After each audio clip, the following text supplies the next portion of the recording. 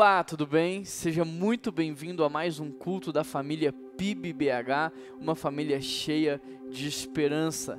Nós estamos numa série chamada Score Espiritual e eu queria convidar você a fechar os seus olhos para que Deus pudesse falar ao seu coração. Que hoje não seja só mais um dia na sua vida, que não seja só mais uma palestra, só mais uma exposição de um conteúdo, não. Que seja um culto de adoração a Deus, que seja um tempo dele falar contigo e da sua vida ser transformada. Essa é a oração que eu e minha equipe temos feito e essa é a oração que nós vamos fazer agora por sua vida e também por sua família. Querido Deus e eterno Pai, eu quero pedir por essa vida, por essa família aqui representada. Eu peço ao Senhor, Pai, que o Teu Espírito possa quebrantar esse coração, abrir essa mente, abrir a audição dessa pessoa, para que ela possa ouvir a Tua voz, reconhecer a Tua presença e que ela seja impactada e transformada pela Tua palavra, Senhor. Nós agradecemos ao Senhor pelo privilégio que o Senhor nos dá de nos reunirmos enquanto família espiritual hoje aqui e agora. Quantas famílias estão juntas nesse momento? Eu agradeço ao Senhor, porque este é um tempo oportuno que o Senhor nos deu para crescer. Muito obrigado, Pai, pelo privilégio. Fala conosco em nome de Jesus que nós oramos. Amém. Amém. Como você faz para saber se pode ou não confiar em alguém? É possível medir a integridade de alguém com números? No mercado financeiro, sim. Cada um possui um score. Mas você sabe o que significa isso? Score é a pontuação que define o quanto uma pessoa é confiável no mundo dos negócios ou não. E na vida espiritual também é assim. Então a pergunta é, qual é seu score no mundo espiritual? Como anda a sua vida de santidade? Como está a sua saúde espiritual? Comece a viver de verdade. Está pronto para aumentar seu score? Querido, nós estamos numa série de mensagens chamada Score Espiritual. E na semana retrasada, ou seja, na primeira semana da série, nós falamos sobre santidade. Você se lembra? Ali nós aprendemos que santidade não é ir ao encontro de Deus, mas que santidade é vir de Deus para o encontro do outro. Que santidade não é uma forma de merecer Deus, que santidade não é uma forma de alcançá-lo, mas sim uma maneira de traduzi-lo ao mundo. Que nós somos santos não para ver Deus, mas sim para que Deus seja visto em nossas vidas. Já na semana passada nós falamos sobre integridade. E nós vimos que uma pessoa segundo o coração de Deus, ela não cai, ela vai caindo. Ela não tomba, ela vai tombando.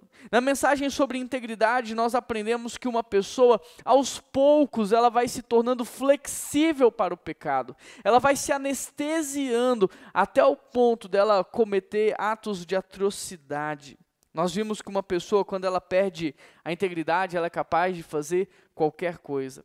E que a integridade é algo que Deus colocou nas nossas mãos e que pode influenciar o nosso futuro, influenciar as nossas vidas.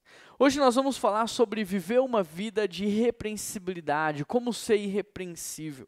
E o nosso intuito com essa série de mensagens é despertar você para viver como um salvo de verdade aqui na terra. O nosso intuito é que você viva verdadeiramente como um filho de Deus. E a pergunta que eu faço para você é isso que você quer? Você quer viver de fato como um filho de Deus vive? Você quer viver uma vida como um salvo de verdade? Então convido você a abrir a sua Bíblia aí comigo em Filipenses capítulo 2, verso 12. Filipenses 2, verso 12. Assim, meus amados, como sempre vocês obedeceram, não apenas em minha presença, porém muito mais agora na minha ausência. Ponham em ação a salvação de vocês com temor e tremor, pois é Deus quem efetua em vocês tanto o querer quanto o realizar, de acordo com a boa vontade dele. Façam tudo sem queixas e nem discussões, para que venham tornar-se puros e irrepreensíveis, filhos de Deus inculpáveis no meio de uma geração corrompida e depravada, na qual vocês brilham como estrelas no universo, retendo firmemente a palavra da vida. Assim, no dia de Cristo, eu me orgulharei de não ter corrido e nem me esforçado inutilmente. Pai, fala conosco, Deus. Em nome de Jesus, fala conosco. Nós queremos ouvir a tua voz.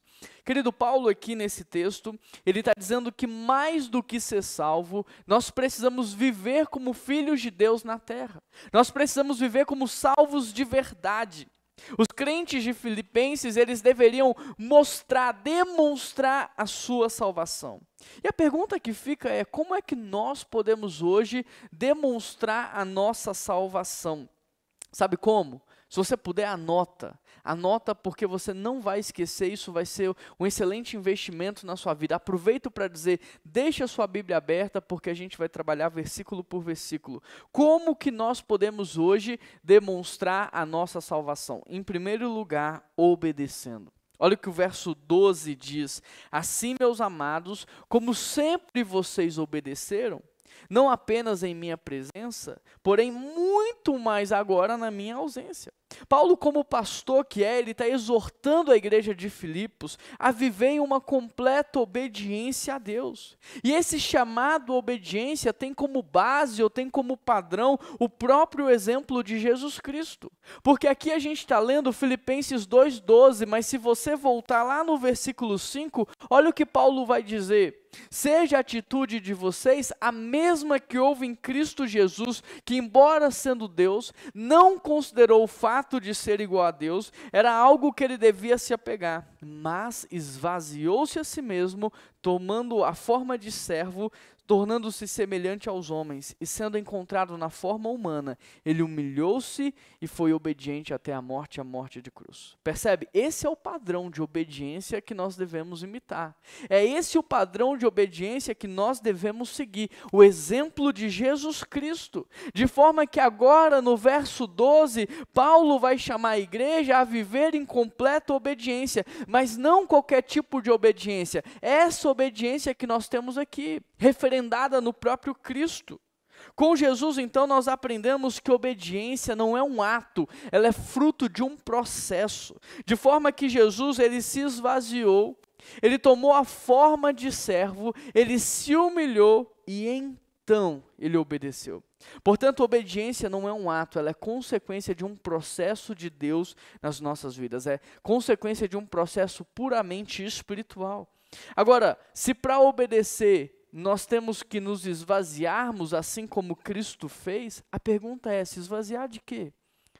Do que nós podemos nos esvaziarmos hoje? Sabe do quê? Dos seus títulos, das suas graduações, das suas formações, do seu preconceito, da sua arrogância, da sua soberba, sabe por quê? Porque muitas vezes Deus vai mandar você obedecer pessoas que têm menos idade do que você, menos experiência, menos graduação, conhecimento, e aí, querido, você vai ter que se esvaziar, porque senão você não vai conseguir obedecer. Se você não se esvaziar, você não vai obedecer pessoas, você não vai obedecer às leis, você não vai obedecer às autoridades, você não vai obedecer a palavra de Deus. Se você não se esvaziar constantemente, você vai sempre se achar maior, melhor, e por causa disso você não vai querer se submeter. E aí você vai agir com rebeldia, com rebelião e principalmente com desobediência. Portanto, se você quer ser um filho de Deus na terra, se você quer ser de fato alguém que demonstra a sua salvação, que vive como um salvo, você precisa obedecer, você precisa ser obediente. E aí você vai precisar começar se esvaziando. Depois nós aprendemos com Jesus que para obedecer, nós precisamos nos posicionarmos como servos, assumir a condição de servo. Olha só, Jesus, depois de ter se esvaziado, ele assumiu a forma de servo. O Filho de Deus não veio na forma de Deus, ele veio na forma de homem. O Rei dos Reis não nasceu no trono, mas ele nasceu num berço pobre. O próprio Deus não veio para ser servido, mas para servir. Jesus se esvaziou, ele assumiu a condição de servo, de forma que servo, então, é aquele que está na posição de servir.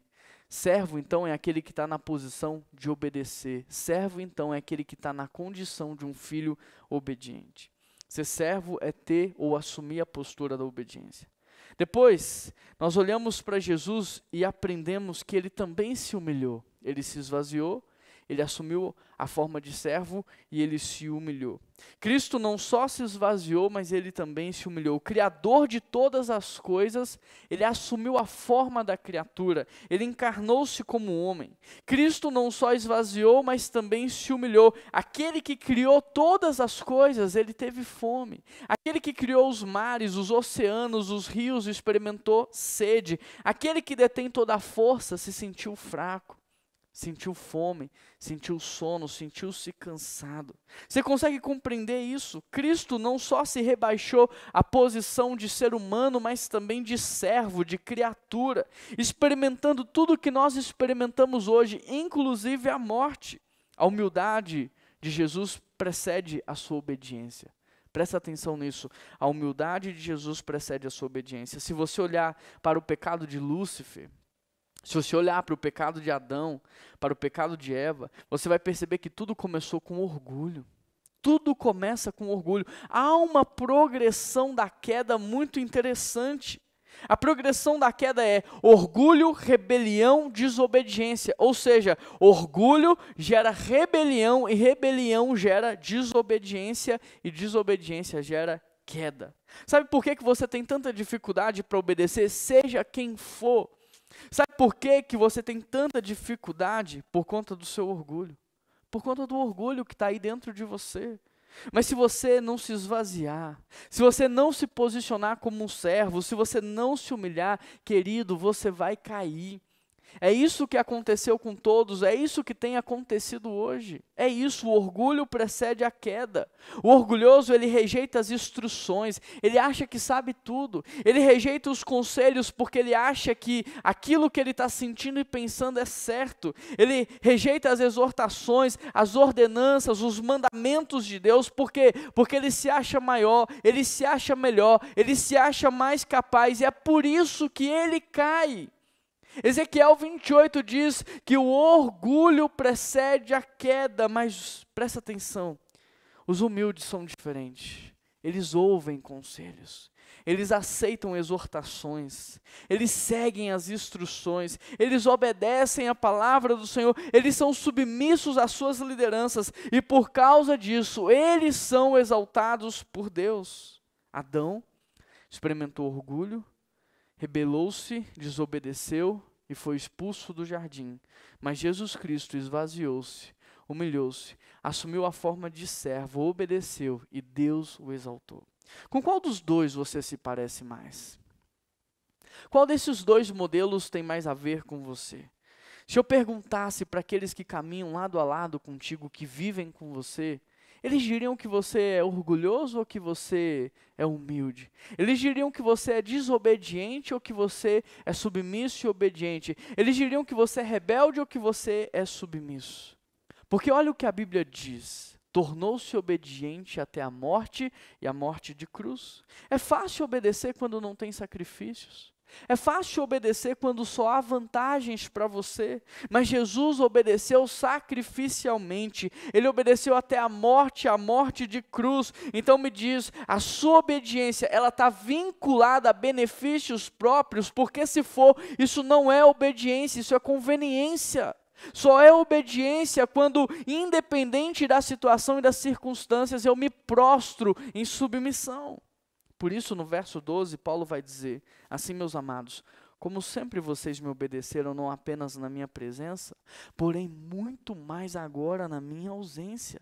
Ponham em ação a salvação de vocês com temor e tremor. O que Paulo está dizendo aqui é, obediência não é conveniência. Obediência faz parte do caráter cristão. Querido, se você só obedece, só é correto, só é honesto, quando alguém está olhando para você, sinto muito, mas você não tem o caráter cristão. Você apenas é um covarde que não tem coragem de assumir quem de fato é. E por isso só mascara, sabe? Só quando alguém está olhando, você vai lá e faz o que todos acham correto, porque você não tem coragem de assumir quem de fato você é. E, infelizmente, você ainda não desenvolveu o seu caráter cristão. Muitos dizem que poder, fama, dinheiro corrompe as pessoas, mas eu tenho para mim que essas coisas não corrompem ninguém. O que essas coisas fazem é dar coragem para que as pessoas assumam quem elas de fato são. para que elas de fato assumam e vivam de fato como elas são e da vida que elas realmente queriam viver. É verdade ou não é? Portanto, com Paulo podemos aprender que a obediência a Cristo, ela é ultra circunstancial. Ou seja, a obediência dos cristãos não deve depender de nada, de nenhuma circunstância, de nenhuma situação. O cristão deve obedecer a Deus, o cristão deve obedecer à palavra, o cristão deve obedecer aos líderes que foram instituídos por Deus na vida dele, independente das circunstâncias. Se aquilo não é contrário à palavra de Deus, se aquilo não é contrário à vontade de Deus, você tem que obedecer. Esse é o seu papel. Entenda isso. Quem tem caráter é íntegro na frente dos outros, mas também quando está sozinho. Quem tem caráter cristão não negocia a verdade, não negocia os princípios e valores, não cede a pressões, não tem duas caras. Como demonstrar então a salvação? Em primeiro lugar, obedecendo. Em segundo lugar, você pode demonstrar sua salvação desenvolvendo a sua maturidade espiritual. Como demonstrar a salvação? Em segundo lugar, cresça. No verso 12, Paulo diz: ponham a salvação de vocês em ação. Querido, entenda esse princípio, entenda essa verdade. Quando você se converte, a Bíblia diz que você nasceu de novo. E quem nasce de novo é um bebezinho que não sabe falar, não sabe andar, não sabe comer. Precisa aprender todas essas coisas. Portanto, o que Paulo está dizendo é: ponha em ação a salvação que vocês receberam. Em outras versões está escrito: desenvolva a sua salvação, trabalhe a sua salvação. O que você precisa entender é que Paulo está dizendo para você: cresça, amadureça. É o que Paulo diz: olha, quando eu era menino, eu me comportava como menino, eu falava como menino, mas agora que eu sou homem, eu preciso falar como homem, me comportar como homem. Querido, imagine que a salvação seja um terreno que Deus te deu de presente. Você não tinha dinheiro para comprar, você não tinha como adquirir, você não tinha condições de ter um terreno, mas Deus foi lá e te deu um terreno de presente. Portanto, agora você não pode deixar esse terreno abandonado, você não pode deixar o mato crescer, o capim crescer, não, você precisa cuidar, você precisa proteger, você precisa cultivar o melhor nesse terreno para que ele comece a produzir. É mais ou menos isso que Paulo está dizendo. Deus te salvou. Ele te deu a salvação pela graça, mas você não pode continuar sendo bebezinho na fé. Você não pode continuar sendo um crente imaturo. Você precisa crescer, você precisa amadurecer. Muitos cristãos veem a salvação como um ponto final. E aí, depois da conversão, eles ficam paralisados, esperando Jesus voltar para buscá-los. Mas a salvação não é um ponto final, a salvação é o início. Na conversão, a vida não termina, na conversão, a vida apenas começa. De forma que após a conversão, é aí que eu vou viver a verdadeira vida. E o que é? O que é a verdadeira vida? É viver como um salvo. É viver como um filho de Deus, é viver com paz e alegria independente das circunstâncias, é viver pelo propósito, não pelas propostas, é trabalhar para Deus, é servir a Deus, é cooperar com Deus e experimentar do cuidado dEle, é ser surpreendido pelo seu amor. Por isso Paulo diz: ponham em ação a salvação de vocês com temor e tremor, pois é Deus quem efetua tanto querer quanto realizar de acordo com a vontade dele. Percebe? A soberania de Deus não isenta a nossa responsabilidade. E a nossa responsabilidade não isenta a soberania de Deus. Deus nos salvou, por isso precisamos viver como salvos de verdade. Deus nos salvou, por isso precisamos viver como filhos de Deus. Precisamos demonstrar a nossa salvação. Como demonstrar a nossa salvação? Em primeiro lugar, sendo obediente, sendo submisso. Em segundo lugar, crescendo, amadurecendo. E em terceiro lugar, fazendo tudo sem reclamação, sem murmuração. Verso 14. Façam tudo sem queixas e discussões. Querido, entenda isso. O povo de Israel reclamou porque estava escravizado no Egito. Deus libertou. O povo reclamou porque estava caminhando no deserto. Aí Deus manda uma nuvem durante o dia para proteger do sol e o fogo durante a noite para aquecer. Aí o povo reclama que está com fome. Deus faz o maná cair do céu. O povo reclama da comida. Deus leva o povo para a terra que mana leite e mel e o povo continua reclamando. Sabe o que eu aprendo com isso? Murmuração, reclamação, queixas, ingratidão, na maioria das vezes, para não dizer 100% das vezes, não são legítimas. Presta atenção nisso. A sua reclamação não é legítima, apenas expressa a dureza do seu coração. A Bíblia diz que olhos bons iluminam todo o corpo e que olhos maus podem trazer trevas para a sua vida. Pelo seu olhar, a sua vida pode ser boa ou ruim. Tudo depende da maneira como você olha. Lá no jardim do Éden, a serpente disse: olha, se vocês comerem dos frutos, seus olhos se abrirão. E naquele momento, os olhos carnais foram abertos e os espirituais foram fechados. De forma que a partir daquele momento, o homem olhou para Deus e agora, por causa do olhar, ele teve medo. Homem e mulher se olharam e por causa desse olhar carnal, eles sentiram vergonha um do outro. Tudo mudou porque mudou a forma de olhar. Tudo mudou porque mudou a maneira de olhar. Entenda isso. A maneira como você olha para a sua vida pode tanto fazer a sua vida ficar boa quanto ficar ruim. Mas tudo depende do seu olhar. Portanto, murmuração e reclamação, na maior parte das vezes, elas não são legítimas, mas elas expressam uma vida distante de Deus, um coração frio e um olhar carnal. Querido, para que você entenda, a palavra reclamar, ela pode ser dividida em duas partes. De repetição e clamar de pedir. Ou seja, quando você está passando por um momento difícil na vida e você reclama, sabe o que você está fazendo? Você está pedindo de novo para viver aquele momento, porque é de repetição e clamar é de você pedir. Você está pedindo para viver aquilo de novo, de modo que todo murmurador terá sempre motivos para murmurar, e sendo assim ele não para de reclamar, e ele começa a entrar num ciclo vicioso, e ele não consegue sair disso até que ele pare de reclamar e comece a agradecer. Porque reclamação é intercessão demoníaca. Reclamação é louvor ao diabo. Reclamação alimenta os demônios. Reclamação abre brechas espirituais para o inimigo agir na sua vida. Presta atenção, enquanto gratidão abre portas para que Deus continue te abençoar, agir, fazer, a ingratidão abre brechas para o inimigo atuar na sua vida. Lembra? Padrão de pensamento modela comportamento e comportamento autoriza a habitação espiritual. Se você está agradecendo, você está gerando lugar de habitação para Deus. Se você está reclamando, você está abrindo brechas para Satanás. Portanto, a reclamação não combina com o estilo de vida do cristão. A reclamação não tem nada a ver com alguém que é salvo em Jesus, porque alguém que é salvo em Jesus já recebeu o maior e melhor presente de todos. O perdão, a vida eterna, a salvação. A ingratidão e a reclamação evidenciam a sua falta de maturidade, evidenciam o seu distanciamento de Deus. Por quê?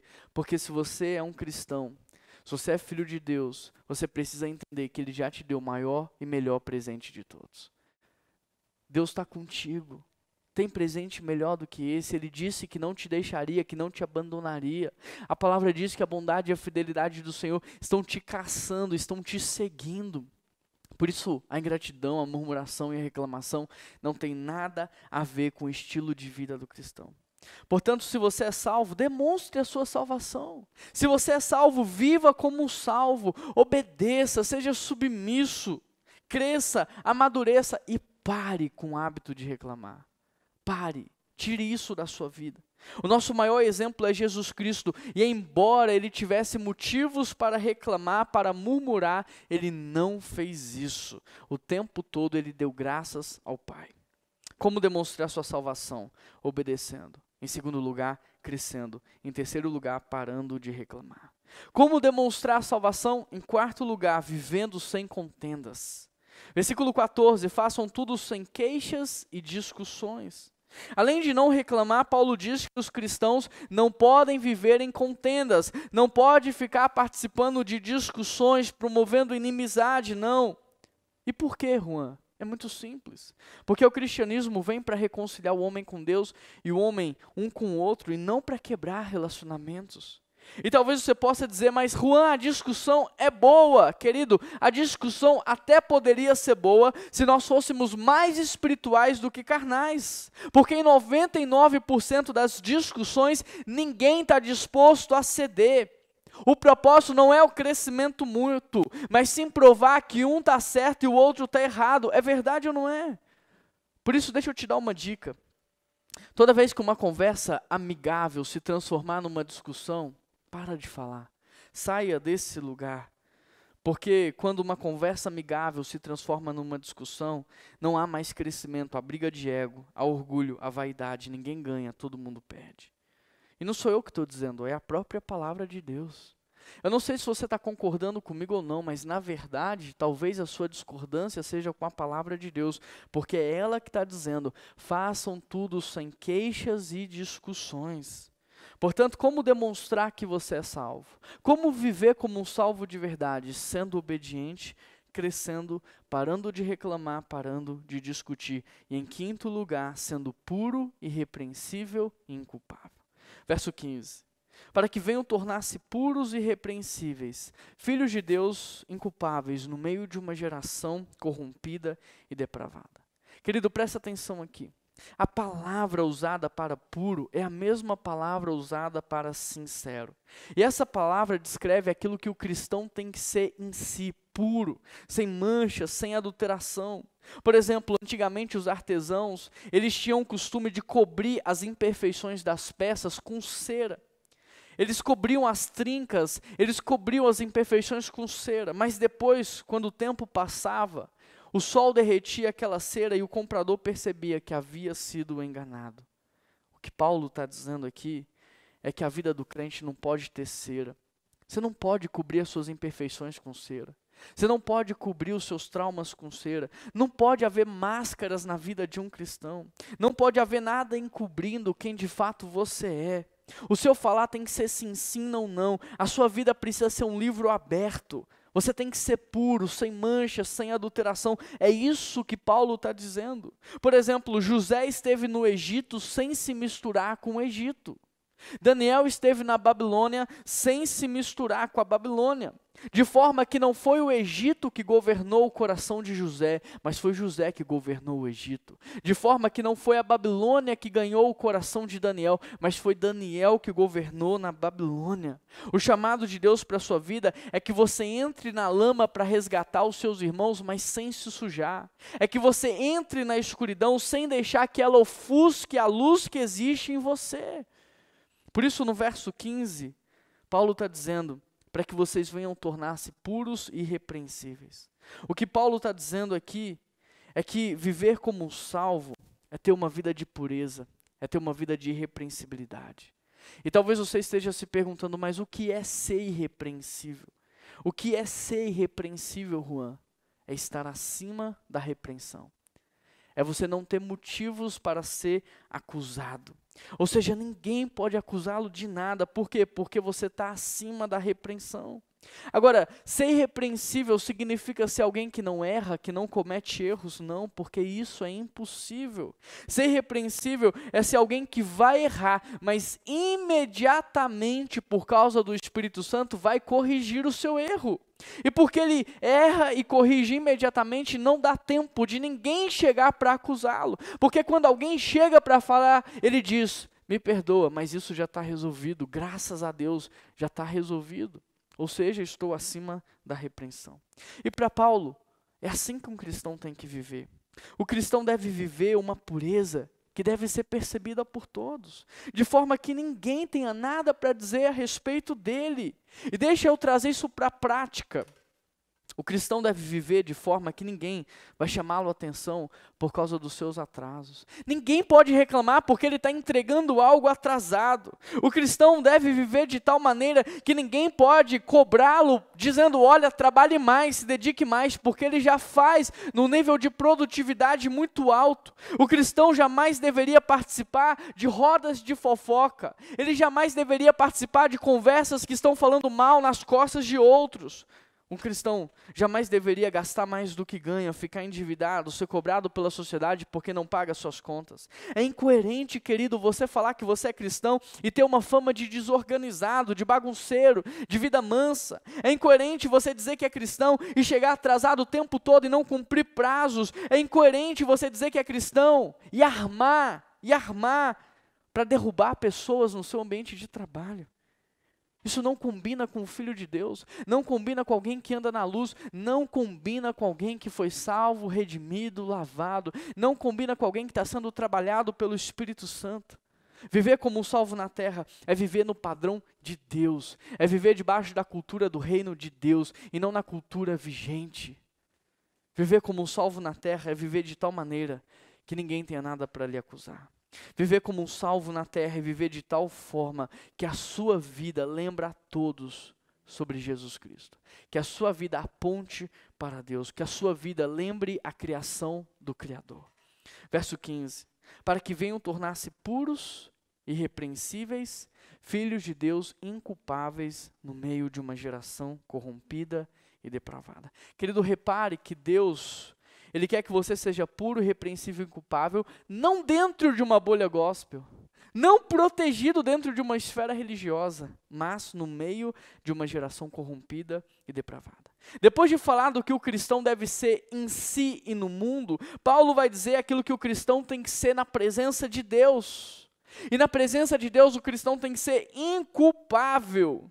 Querido, se houver alguma relação quebrada na sua vida, que não seja por sua culpa, que não seja por falta de perdão da sua parte, que não seja por falta de um pedido de desculpas da sua parte.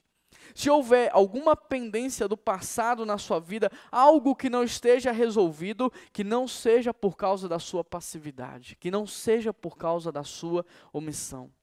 Ser puro é reconhecer que você erra. Ser irrepreensível é corrigir os seus erros. Estar inculpável significa que você errou, que você corrigiu o seu erro, que você pediu perdão para Deus e que você está perdoado. Portanto, deixa eu te perguntar, você está puro? Você é puro? Você está vivendo uma vida de irrepreensibilidade? Você está acima da repreensão? Você hoje está inculpável diante de Deus? Porque talvez o diabo esteja dizendo para você, não ouça ele, não ouça ele porque isso é impossível viver nesse padrão de vida, é impossível ser puro, é impossível ser irrepreensível, é impossível ser inculpável. Não. Se você acha isso, me diz, então o que José foi lá no Egito? Senão puro, irrepreensível e inculpável. O que Daniel foi na Babilônia, senão puro, irrepreensível e inculpável? O que Jesus foi nessa geração corrompida e pervertida, senão puro, irrepreensível e inculpável?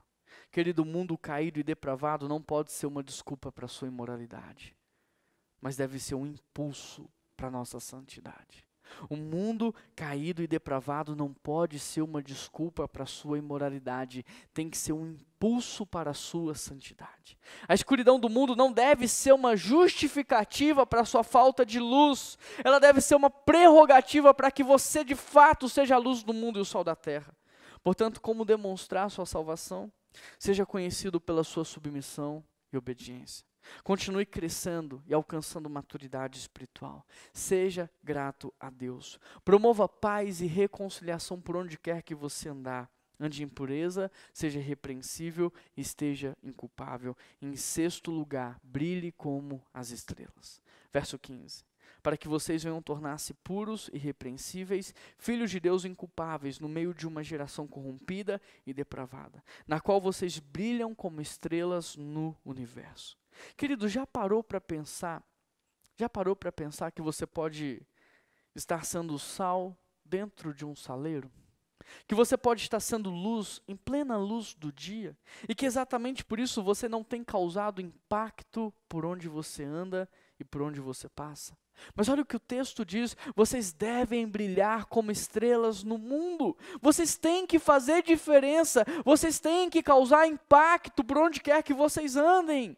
O simples fato de Jesus ter nascido provocou mudanças em todas as esferas da sociedade, e é assim que um cristão tem que viver, aonde quer que ele entrar, aonde quer que ele chegar, precisa ter impacto, Porque a luz está chegando naquele lugar, porque a presença de Deus está chegando naquele lugar.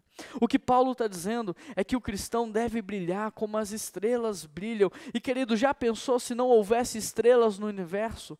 O tamanho da escuridão que seria? Já parou para pensar se não tivesse cristãos aqui na terra representando Deus? A perversão, a maldade que seria nesse mundo? É incoerente você ser cristão e continuar agindo dessa forma e não causando impacto e não gerando mudanças. É incoerente. Porque o projeto de Deus para você é que você seja luz do mundo e sal da terra. O projeto de Deus para você é que você faça diferença. É por isso que ele disse, olha, vão pelo mundo, façam discípulos de todas as nações, batizando-os em nome do Pai, do Filho e do Espírito Santo, ensinando a guardar a minha palavra. Deus, Ele está te enviando para restaurar vidas, para curar pessoas, para levar a salvação, para transformar casamentos. Mas é incoerente você continuar vivendo dessa forma, de maneira aleatória, de maneira automática, como se você não tivesse uma missão aqui na terra, como se você não tivesse um propósito, como se você fosse fruto do acaso. Deus te chamou para ser luz do mundo e sal da terra. O interessante é que as estrelas, elas estão numa distância geográfica que a nossa mente não consegue compreender.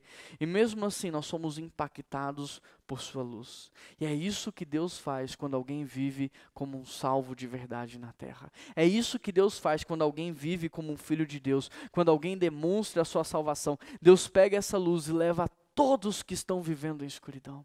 Deus potencializa o efeito dessa luz, de maneira que você não consegue ter consciência de onde essa luz é capaz de chegar. Mais interessante ainda é que no universo há outras estrelas que até já morreram, mas a sua luz continua chegando até hoje para nós.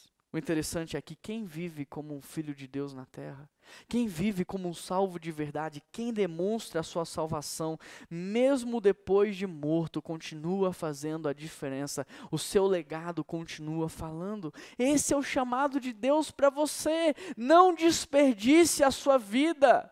Não viva no automático. Não viva de maneira aleatória. Não desperdice os seus anos correndo atrás do vento, lutando por coisas vãs. Deus te deu uma missão: pregar o evangelho, fazer discípulos, batizar pessoas. Abra a sua casa, receba as pessoas, pregue o evangelho, discipule pessoas. É um privilégio ver vidas sendo transformadas. Quem tem vivido nas células aqui na igreja sabe o que eu estou dizendo. É um privilégio ver Deus mudando, salvando, curando, libertando. E esse é o chamado de Deus para você. Como demonstrar sua salvação? Como demonstrar que você é salvo? Como viver como um salvo de verdade aqui na terra? Seja submisso, seja obediente. Cresça a ponto de você se tornar maduro na fé. Seja conhecido pela sua gratidão. Promova paz e reconciliação. Esteja puro, irrepreensível e inculpável. Seja luz do mundo e sal da terra. E em sétimo lugar, seja um dispenseiro da palavra de Deus.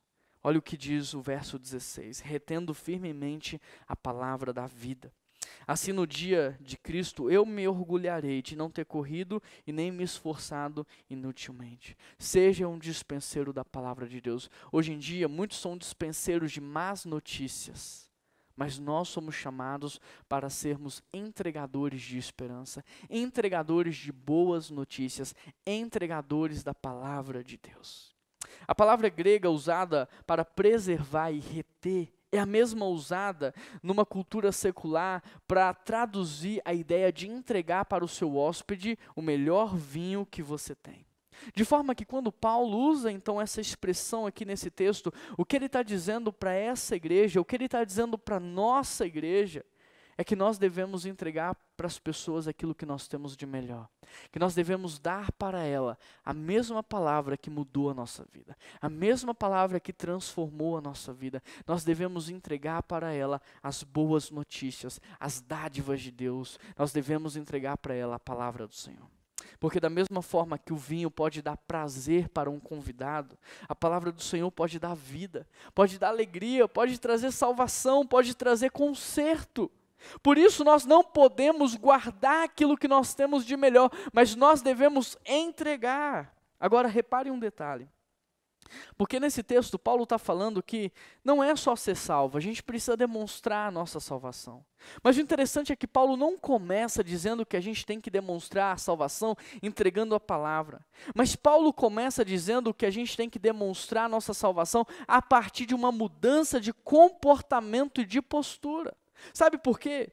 Sabe por que Paulo não começa com a palavra e sim com o comportamento? Porque imagina aí uma pessoa insubmissa, rebelde, desobediente, querendo ensinar a palavra de Deus para alguém. Que autoridade no mundo espiritual essa pessoa vai ter para querer ensinar a palavra de Deus? Imagina uma pessoa que reclama o tempo todo, murmura o tempo todo, critica tudo e todos, fala mal de todo mundo. Que crédito em sua fala essa pessoa terá para pregar o evangelho? Nenhum. Imagine uma pessoa que arruma confusão por onde passa. É uma pessoa imoral, cheia de culpa. E essa pessoa está querendo falar daquilo que Deus pode fazer. Vai parecer uma piada. E é assim que muitos são vistos hoje na sociedade. Por isso Paulo, ao invés de começar dizendo, olha, demonstre a sua salvação entregando a palavra, ele está dizendo, olha, demonstre a sua salvação mudando o seu comportamento, mudando de postura. Porque somente aqueles que vivem a palavra é que podem pregar a palavra. Somente aquele que vive a palavra tem autoridade no mundo espiritual para pregar a palavra. O que nós precisamos entender, queridos, é que todo o conhecimento bíblico, ele precisa ser traduzido num testemunho. Ele precisa ser traduzido numa vida. Ou seja, não adianta você estudar sobre santidade se você não estiver disposto a pagar o preço para viver em santidade. Não adianta você saber tudo sobre o perdão se você não estiver disposto a perdoar aqueles que te ofenderam. Não adianta você estudar sobre generosidade se no pouco que você tem você é mesquinho. A verdade deve nos levar a uma ação. A verdade deve nos levar a uma ação. A verdade deve nos levar a uma ação, sabe por quê? Porque o evangelho não é um conceito, não é uma filosofia, não é uma teoria. O evangelho é poder de Deus para transformar a vida daquele que crê. Com Paulo, então, nós aprendemos que quanto mais nós amadurecemos, mais devemos nos submeter e obedecer. Com Paulo nós aprendemos que quanto mais nós crescemos, mais nós devemos servir. Que quanto mais nós estudamos, mais devemos praticar. Que quanto mais aprendemos, mais humildes devemos ser. Que quanto mais luz temos na mente, mais compaixão temos que ter no coração. Que além de sermos salvos, nós devemos demonstrar a nossa salvação. Querido, nós não somos santos para ver Deus, somos santos para que Deus seja visto nas nossas vidas. Santidade, então, não é uma forma de merecê-lo e nem de alcançá-lo, e sim uma maneira de traduzi-lo ao mundo. Santidade não é eu lutar contra os outros para me salvar. Santidade é eu lutar contra eu mesmo para salvar os outros. Essa foi a série Score Espiritual. Eu espero que você tenha crescido e eu oro para que Deus nos ajude na maturidade. Que Deus nos ajude, nos elevando ao próximo nível dessa caminhada cristã. Porque a salvação não é o fim, é apenas o início de uma nova caminhada. É apenas o início de uma nova vida, onde você pode fazer muitas coisas para glorificar o nome de Deus, onde você pode ser usado por Deus como você nunca imaginou. Mas hoje você precisa se entregar. Você precisa dizer, Deus, eu quero crescer. Deus, eu quero amadurecer. Eu não vou mais orar pedindo coisas. A partir de hoje eu vou orar pedindo ao Senhor que me ajude a crescer. Que me ajude a perdoar como o Senhor me perdoou. Não como eu acho que eu tenho que perdoar, mas como o Senhor me perdoou. Eu quero crescer, me ajude a amar como o Senhor me amou, não com este amor comercial, mas um amor de entrega, de sacrifício, unilateral. Me ajude a amar como o Senhor amou, me ajude a olhar para as pessoas como o Senhor olha, não com o meu olhar julgador, mas com o olhar que o Senhor olha, um olhar de compaixão. Me ajude a ver nas pessoas aquilo que o Senhor vê, aquilo que o Senhor enxerga. Me ajude a ver nas pessoas aquilo que o Senhor sonhou quando deu palavras de ordens para que elas viessem a existir. Me ajude a ser como Jesus Cristo aqui na terra. Me ajude a me esvaziar de toda essa vida de aparência, de vaidade. Me ajude a abrir mão de tudo isso. Me ajude a me posicionar como um servo. Me ajude a me humilhar para que eu possa viver uma vida de obediência. Eu quero, Deus. Me ajuda a viver, me ajuda a praticar isso. Me ajuda a ser obediente. Me ajude a crescer. Me ajude, Deus, para que eu possa só agradecer. Tira a murmuração dos meus lábios. Tira a reclamação da minha língua. Eu quero agradecer ao Senhor. Me ajuda, Pai. Me ajuda para que eu possa ser puro, irrepreensível, inculpável. Me ajuda para que eu consiga desenvolver, para que eu consiga amadurecer, para que eu seja luz e brilhe como as estrelas, mas não que eu queira brilhar para mim mesmo, mas que eu possa brilhar para iluminar vidas, para trazer cura, salvação. Me ajude, coloca as suas palavras no meu coração e nos meus lábios, para que eu possa pregar a tempo e a fora de tempo. Me ajude a viver como um filho de Deus na terra. Me ajude a viver como um salvo de verdade. Me ajude a demonstrar minha salvação, para que as pessoas possam olhar para mim e ver Jesus na minha vida, para que as pessoas possam olhar para mim e ver o Senhor na minha vida, para que as pessoas possam olhar para mim e perceber a sua presença, e experimentar do seu amor, e sentir a sua paz, e almejarem a salvação que o Senhor me deu. Eu estou aqui, Deus, para ser um exemplo vivo daquilo que o teu evangelho faz. Eu estou aqui para ser uma testemunha daquilo que o evangelho faz. Então, me ajuda. Querido, feche os seus olhos. Feche os seus olhos, eu quero orar por você. Eu creio que Deus falou ao seu coração ao longo de toda essa mensagem. Mas eu queria saber o que você tem para dizer para Deus. Qual que é a sua resposta diante de tudo isso? Você vai continuar vivendo no automático, de maneira aleatória? Ou você quer viver de maneira consagrada ao Senhor? Ou você quer se entregar a Deus e viver de fato no padrão que Ele estabeleceu?